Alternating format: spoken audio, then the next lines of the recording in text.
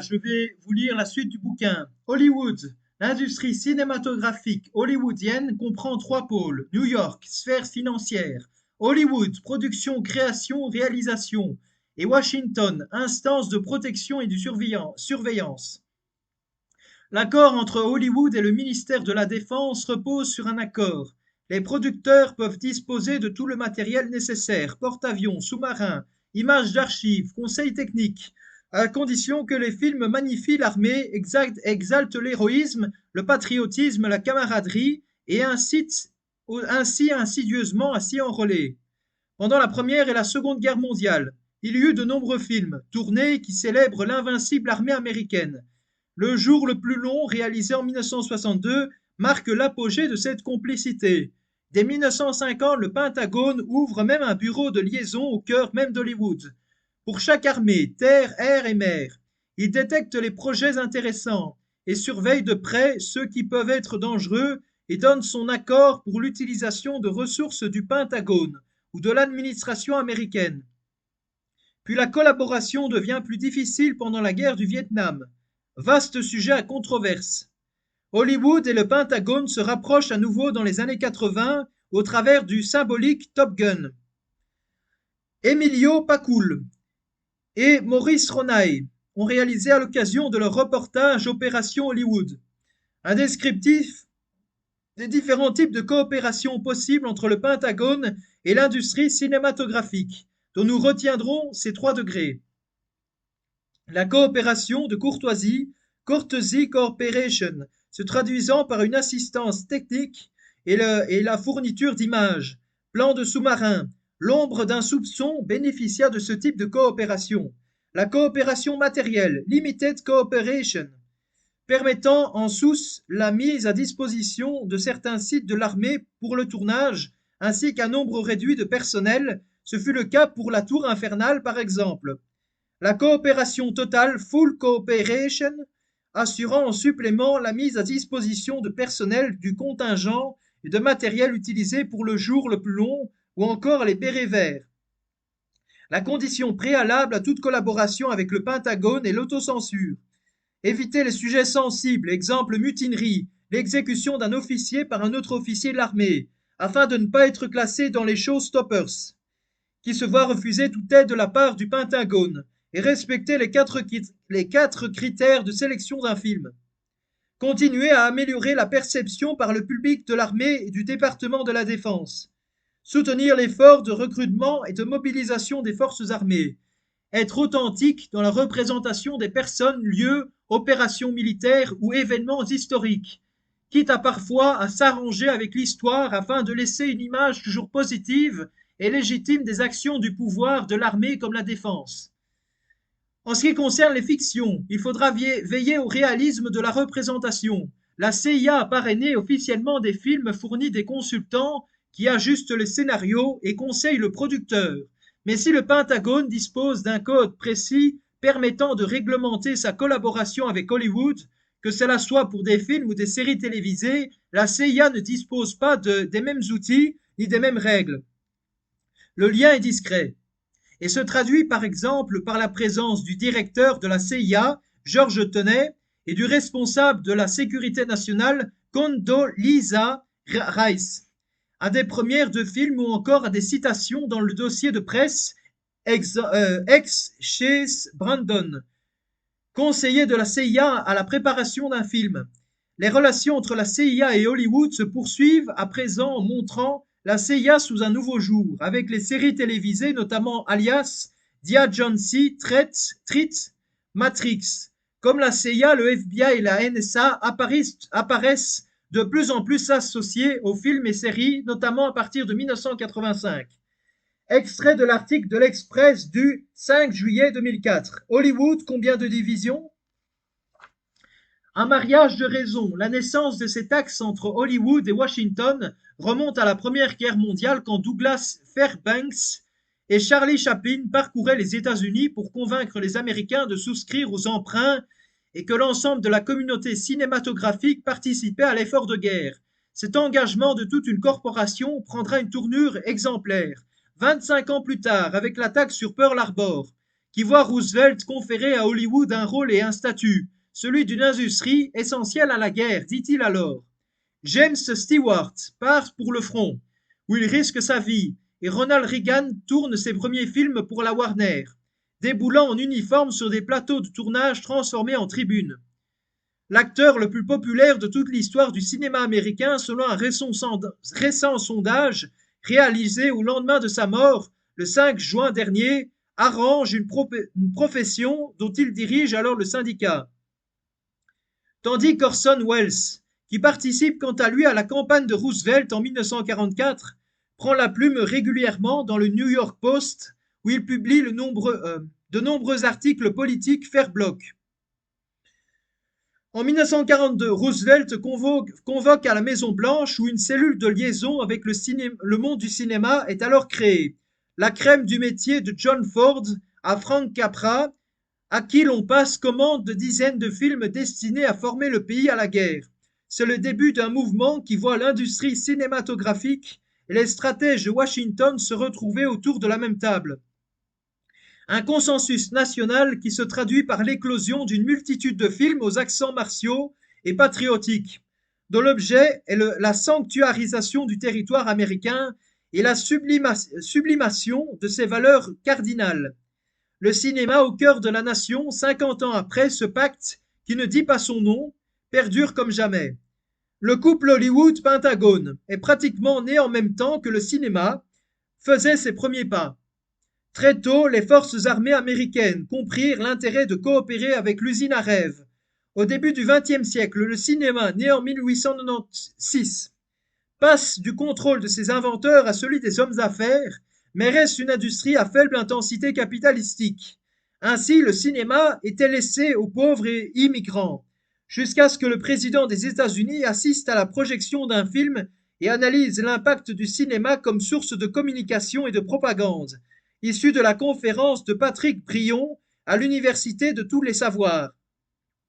Extrait de Études sur le cinéma américain, Mercillon, 1953, de 1929 à nos jours. Grâce au brevet du son qu'elle contrôle, à la faveur du cinéma parlant, la haute banque américaine prend position au sein de l'industrie du cinéma. La crise lui permet encore de resserrer ses contrôles. C'est avec l'avènement du cinéma parlant que les investissements nécessaires à la réalisation des films impliquent le recours à des capitaux importants et par conséquent à la haute banque américaine. Le coût de cette mutation a représenté de l'ordre de 500 millions de dollars. Cette dépendance sera accrue suite à la crise de 1929, les recettes ayant chuté de 30% entre 1929 et 1933 aux États-Unis. Les relations entre le monde cinématographique et le monde politique sont dorénavant tissées. Les investissements réalisés par les banques au sein des studios étant de plus en plus importants, ils doivent être protégés à tout prix et durant l'entre-deux-guerres, l'alignement sur les positions gouvernementales s'est imposé de façon autoritaire. Les accords entre Hollywood et Washington sont très étroitement liés, car le discours politique et les orientations idéologiques décelables dans les films dépendent largement des accords et négociations en amont des films eux-mêmes.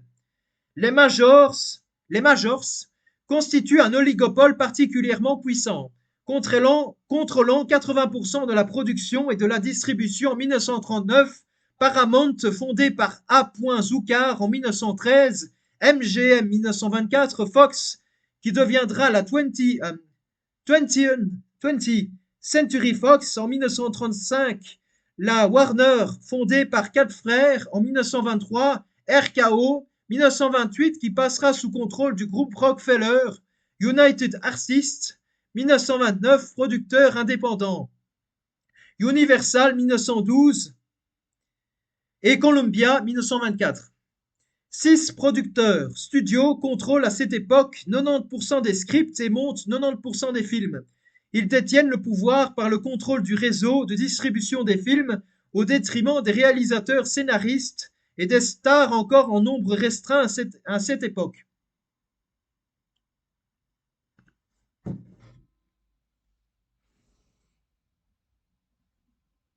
En 1933, paraît le NIRA, National Industry Recovery Act. Il préconise la mise en place d'un code de pratique loyale par industrie. Il est alors invalidé par la Cour suprême, mais inscrit les bases qui prépareront l'industrie cinématographique à sa transformation dans les années 50. Des années 40 aux années 60, Hollywood en guerre. En 1942, le président Roosevelt convoque à la Maison-Blanche les plus prestigieux réalisateurs d'Hollywood, tels John Ford ou encore Frank Capra, pour qu'ils contribuent à l'effort de guerre. De nombreux cinéastes participeront activement à la mobilisation psychologique du pays. Ainsi, Frank Capra assure la direction des services cinématographiques de l'armée et supervise Why We Fight, Pourquoi nous combattons, une série célébrant l'idéal démocratique défendu par les Alliés. John Ford part couvrir la guerre du Pacifique. George Stevens filme l'avancée des troupes américaines en Europe. Le ministère de la Guerre installe même un bureau de liaison à Hollywood lorsque la Seconde Guerre mondiale s'achève. La coopération ne cesse pas pour autant. Hollywood continue jusqu'aux années 60 à produire des films patriotiques, des œuvres célébrant l'héroïsme des combattants et idéalisant la guerre. Ainsi, la superproduction de Longest Day, Le jour le plus long, bénéficia de la totale coopération des forces armées et provoqua même un scandale obligeant le Pentagone à retirer les troupes mises à disposition pour le tournage du film et à les redéployer en Corée. Certes, il existe quelques voix dissonantes des cinéastes tels que Samuel Fuller, Robert Aldrich, offrent une vision plus réaliste, voire critique des combats, mais ils sont extrêmement minoritaires. Si la structure monopolistique des majors est remise en cause dès les années 30, ce n'est que dans les années 50 qu'est officialisée la violation de la loi antitrust. Cette période marque donc un tournant dans l'histoire du cinéma puisque les majors se voient contraintes de céder une partie du parc de salles. La période voit donc la remise en cause du modèle instauré par les majors par trois phénomènes conjoints. La loi antitrust, issue du procès ouvert en 1938 par Thurman Arnold, ministre de la Justice. Contre 8 studios américains, elle induit le démantèlement du réseau de distribution entre 1948 et 1958, la chasse aux sorcières initiée en 1947, le développement d'une offre de substitution au cinéma et l'évolution des usages clients induits. La télévision, alors qu'en 1947, cette nouvelle industrie ne comptait que 147 000 foyers détenteurs du poste de télévision. Elle en compte 32 millions en 1957. La propagande à travers le cinéma, séries US, médias traduit aussi une manipulation à double tranchant dont la déontologie peut laisser songeur. Repris dans l'article le terrorisme anticipé par Hollywood, la collusion entre cinéma, pouvoir et mafia. Exemple Sinatra, Marilyn Monroe. Les parts de Bush dans la chaîne Fox aux USA se traduit par une orientation claire, une manipulation des messages véhiculés sur la guerre en Irak dans le sens du président pour faire adhérer l'opinion de la population. L'augmentation de la violence et de la délinquance, l'impact du film Scream dans le meurtre commis par un adolescent sur une de ses amies, se traduisant par la répétition réelle du scénario à l'image près. L'aggravation du nombre de voitures brûlées et de régions victimes de cela, vu la starisation de ces faits aux JT, émissions diverses, etc. On observe à contrario, qu'en parlant que le lendemain, en évitant de montrer les images de ces feux de cité en action, ces actes tendraient à baisser fortement. Les conséquences de l'émission de MTV Jackass, aboutissant aux arrivées massives de jeunes aux urgences, imitant leurs cascades aux agressions filmées, d'inconnus dans la rue répétant les scénarios vus, etc. Le poids de l'image et de l'interdiction à vivre avec la moindre imperfection physique, véhiculée par les actrices et cinéma US. L'obligation et la banalisation d'y remédier via la chirurgie, amenant aux émissions de télé-réalité Miss Swan, Miss Vilain, Petit Canard. Boucherie sur un monstre féminin pour la transformer en beau cygne. Afin d'insensibiliser leurs troupes aux horreurs de leur mission et de la guerre, pour leur permettre d'exécuter les ordres, les forces spéciales US utilisent sur ces dernières la soumission intense aux films et jeux vidéo les plus violents. Après des études de hauts responsables militaires US s'inquiétant que les adolescents et adultes soient soumis à ce même type d'entraînement hyper réaliste, au travers de nombreux jeux vidéo type PlayStation ou de films de conditionnement du même style. Source Courrier international. Par conséquent, on peut même se poser aujourd'hui la question de l'influence grandissante et inquiétante du cinéma, de l'industrie de l'entertainment sur les populations. Schwarzenegger a par exemple bâti une grande partie de ses arguments électoraux et de compétences pour son poste de gouverneur de Californie sur la seule base de ses rôles pour s'attirer notamment les votes chicanos et mexicains US. Il estimait les comprendre du seul fait d'avoir participé à certains tournages au Mexique. Durant la guerre froide, la CIA a recruté de nombreux représentants de la guerre culture. Qu'est-ce que je raconte? Durant la guerre froide, la CIA a recruté de nombreux représentants de la culture occidentale. Écrivains, plasticiens, compositeurs sont instrumentalisés par l'agence américaine pour asseoir l'idéologie américaine sur le sol européen.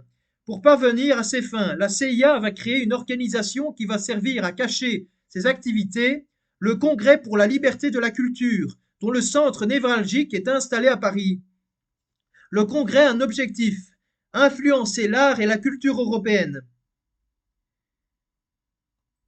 De nombreux films ont vu le jour abordant le thème des ovnis extraterrestres. Au fil du temps, la croyance et les témoignages des personnes ayant rencontré ces derniers se sont accumulés. Voilà, à très bientôt pour une prochaine vidéo.